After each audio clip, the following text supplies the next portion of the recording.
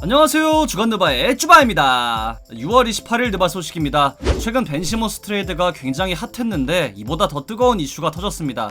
바로 포틀랜드 트레일 블레이저스와 데미안 릴라드인데요.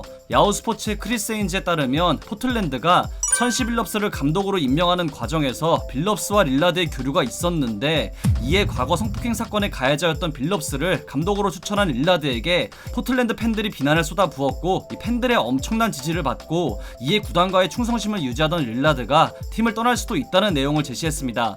릴라드는 트위터를 통해 감독 선정 과정에 있어서 팀이 선정한 감독 후보 중 누굴 선호하냐는 질문에 답을 한 것이고, 본인이 7, 8살 때는 뉴스를 보지 않아서 그들의 과거를 알지 못했지만 그런 것들을 지지하지는 않는다고 본인의 입장을 밝혔으며, 본인을 비난하고 싶다면 말을 아끼라는 내용을 올렸는데요. 정보에 따르면 감독 관련 일은 모두 닐 올시에이 단장이 주도했고 릴라드의 의견은 반영되지 않았다고 합니다. 추가로 릴라드는 SNS를 통해 당신의 가장 큰 시험은 당신을 잘못 다루었던 사람들을 어떻게 다루느냐가 될 것이라는 킴벌리 존스의 말을 인용하기도 했고, 변하는 건 사람이 아닌 가면이라는 말도 하면서 대상이 누군지 확실하진 않지만 팬들에게 실망했음을 알리는 말일 거라는 추측이 굉장히 많습니다. 우선 빌럽스의 성폭행 사건을 간단하게 말씀드리자면 1997년 11월 9일 저녁, 당시 보스턴 셀틱스 소속이었던 빌럽스는 앤투안 워커의 집에서 팀 동료 론 머서, 워커의 하우스메이트 마이클 어빈까지 셋이서 제인 도라는 여성을 성폭행했다는 혐의를 받았고, 이는 빌럽스와 머서가 비공식으로 합의를 하며 형사 고발까지는 가지 않으며 마무리된 사건입니다. 이런 전례가 있던 빌럽스라 이 포틀랜드 지역 팬들이 감독 선정 과정에서 비난을 쏟아부은 건데요. 팩트가 나온 건 아니지만 현재까지의 상황을 정리해보자면, 릴라드가 분명 빌럽스와 좋은 관계를 유지한 건 사실이지만 빌럽스를 감독으로 데려오기 위해 리크루팅을 한 게 아니라 구단이 선정한 감독 후보 중 본인이 선호하는 감독을 말한 정도이며, 빌럽스가 과거 성폭행 사건의 가해자였다는 건 몰랐는데 현지 팬들은 릴라드가 빌럽스를 지지했다며 비난한 것으로 정리할 수 있겠습니다. 만약 이 모든 게 사실이라면 팬들의 열렬한 지지와 함께 구단의 충성도를 유지해온 릴라드 입장에선 굉장히 실망한 상황이라고 볼 수 있겠으며, 릴라드가 구단에 얼마나 헌신했는지는 굳이 제가 언급하지 않아도 모든 NBA 팬이 잘 알고 있을 텐데 너무 매정하다는 생각이 드네요. 어쩌면 포틀랜드에서의 대임타임이 얼마 남지 않았을 수도 있는 가운데 구단과 릴라드의 반응과 이어지는 모든 기사와 루머까지 실시간으로 주목해서 빠르게 전달하도록 하겠습니다.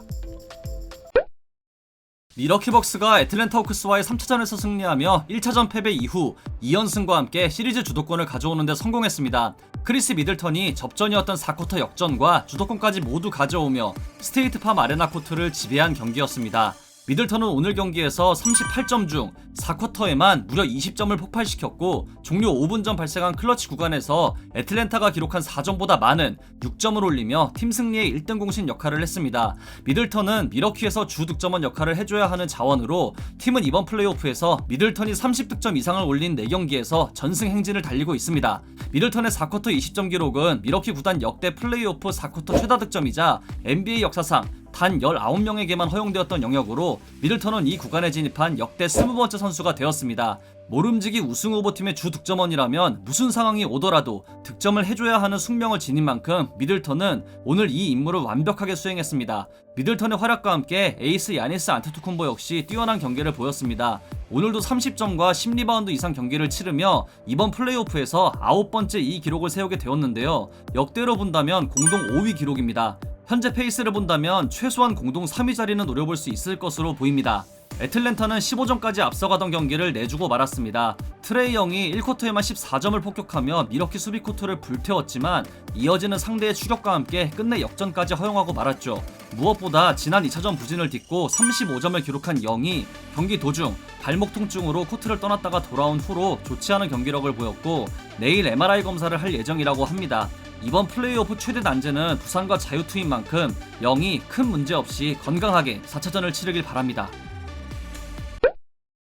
디 애슬레틱의 샴즈 카라니아에 따르면 앰퍼니 페니 하더웨이가 현재 공석인 올랜도 매직의 감독직 후보로 진지하게 거론되고 있다고 합니다. 페니는 현재 멤피스 대학의 감독직을 맡고 있으며 최근 2026년까지 5년 연장 계약 체결에 서명했습니다.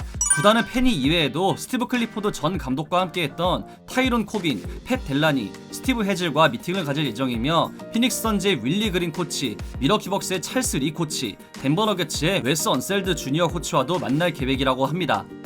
SNY의 이안 베글리에 따르면 뉴욕 닉스와 줄리어스 랜들이 양측에 적합한 규모의 연장 계약을 체결할 거라고 전했습니다. 뉴욕은 이번 오프시즌 랜들에게 연장 계약을 제시할 수 있으며 계약 규모는 4년 1억 600만 달러가 될 거라고 하지만 아마 랜들은 이 제안을 거절하고 FA가 되는 2022년 버드 권한을 갖고 팀과 5년 맥스 계약을 체결할 확률이 높을 거라고 예측했습니다. 베글리는 뉴욕 닉스 구단이 랜들의 계약을 위해 셀러리 캡을 비워둘 것을 강조했으며 팀이 역경을 이겨내는 랜들의 능력에 강한 인상을 받았음을 전했습니다. 랜들은 2019년 여름 팀과 3년 6,210만 달러 규모로 계약을 맺었습니다. 오프시즌 FA가 되는 LA 레이커스의 데니스 슈레더는 이번 플레이오프를 통해 가치가 꽤 떨어진 선수 중 하나입니다. 엘리트 포인트 가드의 계약 규모를 원한 슈레더였지만 이제는 힘들지 않을까 싶은 가운데 뉴욕 포스트의 마크 버만에 따르면 NBA 스카우터는 슈레더가 팀을 이끄는 주전 포인트 가드의 능력에 의문을 제시하며 특히 리더십과 슈팅에 의문이 든다는 말을 전했습니다. 슈레더는 레이커스의 플레이오프 탈락 이후 레이커스의 잔류하기를 희망한다는 말을 남겼습니다. 어제 피닉스 선즈가 LA 클리퍼스와의 4차전을 잡아내며 시리즈 스코어를 3대1로 만드는 데 성공. 1993년 이후 28년 만에 파이널 진출까지 단 1승만을 남겨두게 되었습니다. 일명 파궁사로 불리는 크리스 폴의 궁금증이 해결될 확률이 굉장히 높지만 폴은 여전히 긴장감을 놓지 않고 있습니다. 폴은 ESPN의 데이브 맥메나민과의 인터뷰를 통해 아직 끝난 게 아니라며 3승이 시리즈 승리를 의미하는 게 아니기에 지금은 초점을 흐트러뜨리지 말아야 함을 강조했습니다.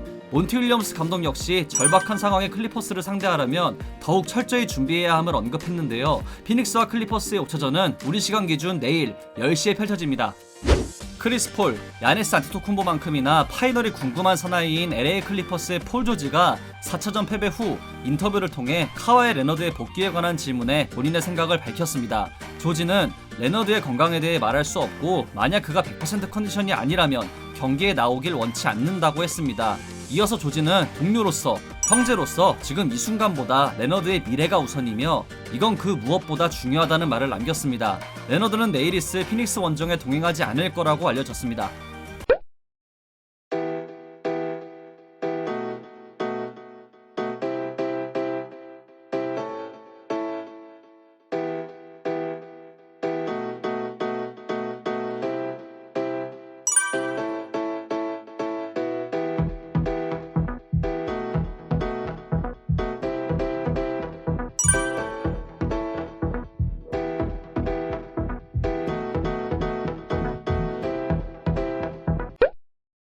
이상으로 6월 28일 주간드바를 마치도록 하겠습니다. 재밌게 보셨다면 구독, 좋아요, 알림 설정도 잊지 마시고요. 다른 영상도 감상하시는 걸 강추합니다. 저는 더 좋은 영상으로 찾아뵙도록 하겠습니다. 지금까지 쭈바였습니다. 감사합니다.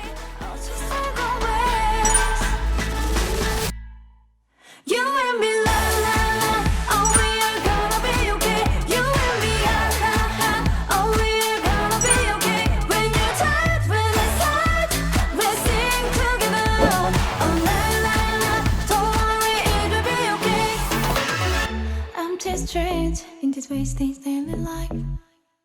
You look so worn out.